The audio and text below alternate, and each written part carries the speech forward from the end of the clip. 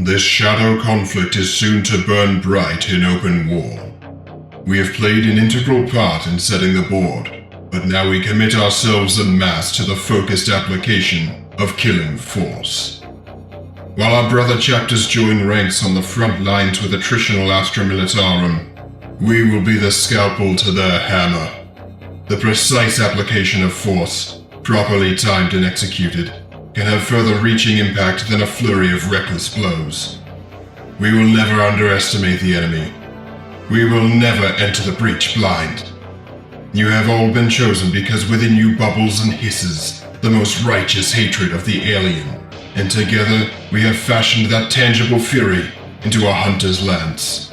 The time has come to prove to yourselves and to the Emperor that you have not been chosen for this task in vain. Proxodiomedes, Ultramarines 4th Company, Watchmaster, Eye of Damocles. On the edge of the conflict zone between the Tau expansionist forces and the Imperial frontier sits the brooding Astartes watch fortress, the Eye of Damocles.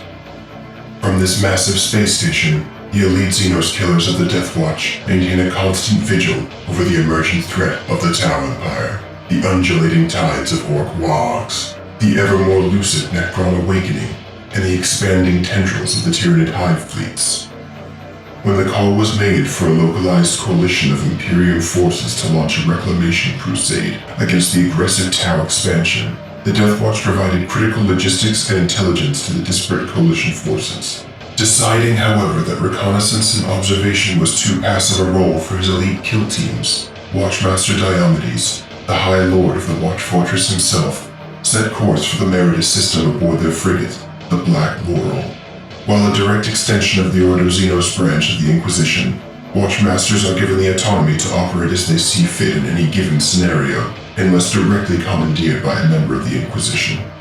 Diomedes, a legendary veteran of Macragge's tyrannic wars, had spent the last several centuries observing the local Xenos activity with incomparable patience and resolve, launching countless covert missions to subtly shift the balance of the region.